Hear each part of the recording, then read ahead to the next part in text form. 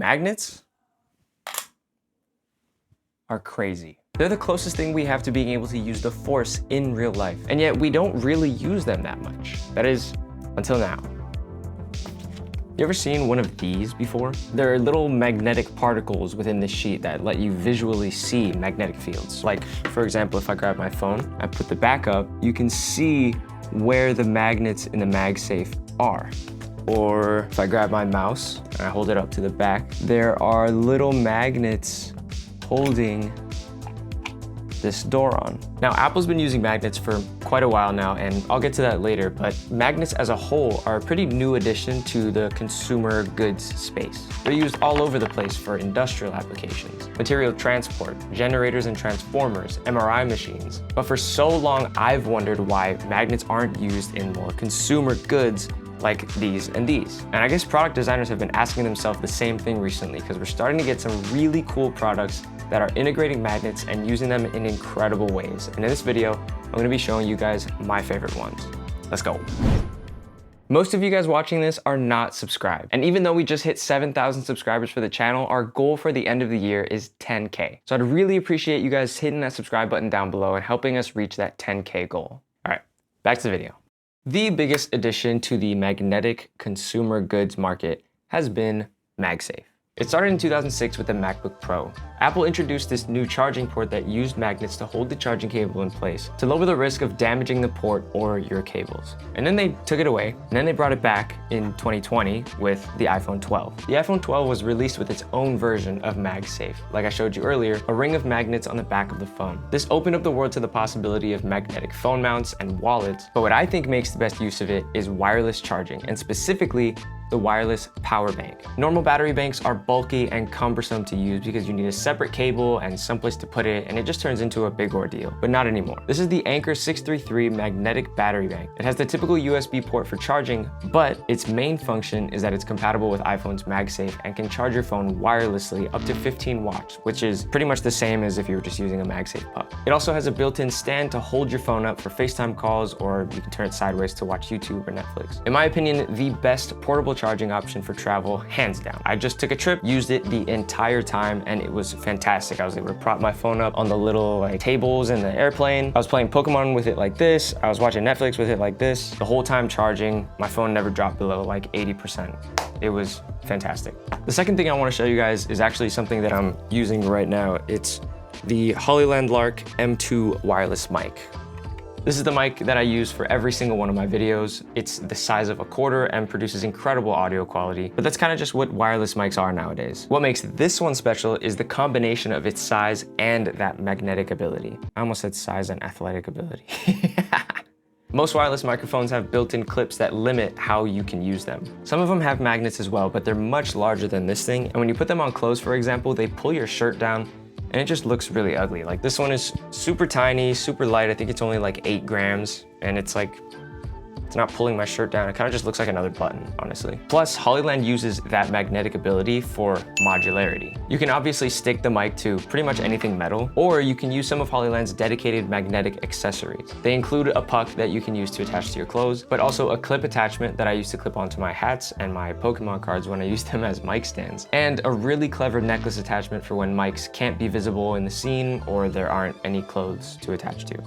I think this is the epitome of how companies can use magnets to enhance their products. I mean, they honestly could have just put a clip on it and been done with it, but adding that magnetic ability plus creating accessories that you can use with that magnetic ability is just going a step beyond, and it's much appreciated because this thing is incredibly useful with and without the magnets, but more so with. Bags are another part of the market that have started to adopt magnets. I actually have 3 bags that use magnets in some way or another. The Peak Design Everyday Backpack, the Mopac Urban Day Pack, and this random sling bag that I got for free in Vegas. Both the backpacks use a magnetic clasp system to keep their lids closed. The Peak Design uses a sliding hook sort of latch system that they call mag latch. There's a magnetic strip behind these rungs, and when you hook the latch onto them, the magnets behind keep them locked in place. You have to actually pull the latch away from the magnetic strip to unlock it, letting you unlatch the top. The Mopac bag has a similar magnetic buckle system. The top gets magnetized into place but has to be slid out through an opening to be unlatched. And then the sling bag uses magnets as a quick release on the main strap. In bags specifically, adding magnets as a clasping mechanism just adds a premium quality that honestly, I'm all for. No more zippers and Velcro and stuff, just give me magnets. All right, next up, we've got something completely different. For the past year or so, my friends and I have been absolutely obsessed with collecting Pokemon cards. Starting with just having fun opening packs. Oh! I know, my hands are so sweaty. Please do it for me.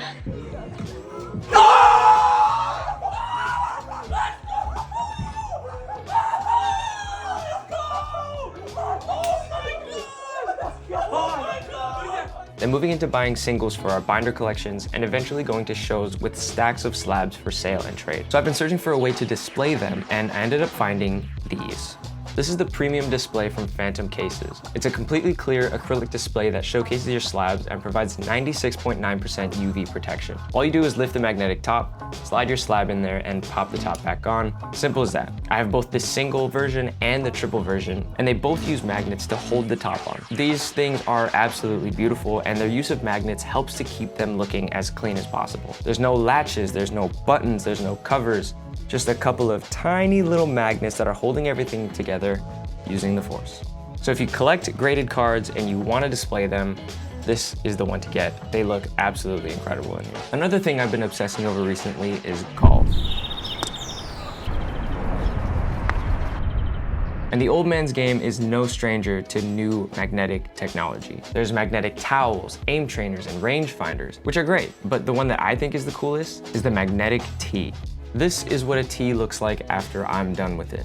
You stick these into the ground and hit the ball off the top of it. But if you suck like I do, most of the time you're gonna hit the tee and break it. But these don't break. These tees are two pieces held together by magnets and a string. You shove the bottom part into the ground and then hit off the top part. But since it's two pieces and it's only magnetized to the bottom, it doesn't snap. It just goes flying with the ball, and then the string catches it and keeps it close. At 12 bucks for 5 of them, these are gonna save you so much money in the long run, and they're magnetic, so they're much cooler than normal tees. This is a magnetic filter from K&F Concepts. Putting on and taking off lens filters is one of the most annoying things about using a camera, and it makes possibly the worst sound imaginable. Not to mention they can get stuck together, which brings on its own set of problems. Magnetic filters fix all of that. The way it works is there's a magnetized adapter ring that you thread onto your lens first, and then all the actual filters have magnets instead of threads, so you can just pop them on and off. I always have my black Pro-Mist filter on my lens, so I put the magnetic adapter ring on top of that. Only have to screw it in once, and then I'm free to use the magnetic filters on top. The kit I have is the typical ND8, ND64, and CPL combo, but they also have variable NDs, UV filters, and Pro-Mist filters as well that are all stackable. However, I will say I messed up when I ordered these. Since this lens goes all the way to 20, when I use these filters, there's a very slight vignette just around the edges. So I do recommend sizing up and getting a step-up ring to make sure you're covering the entire field of view of your lens. But if you're using anything like a 24 and tighter, you should be fine. These things make making content super, super easy. Like, look, no ND filter, ND filter, no ND filter. That was 3 seconds and I put it on and took it off.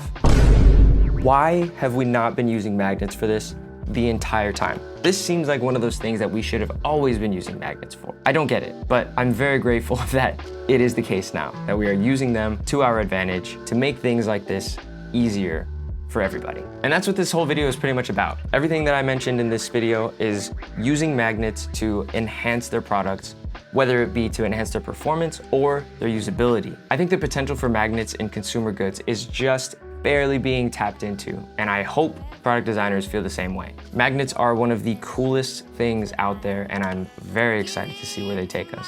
Links to everything that I mentioned in this video will be down in the description below. Thank you guys so much for watching. Leave a like if you enjoyed, subscribe for more content in the future, and I'll see you guys in the next one. Peace.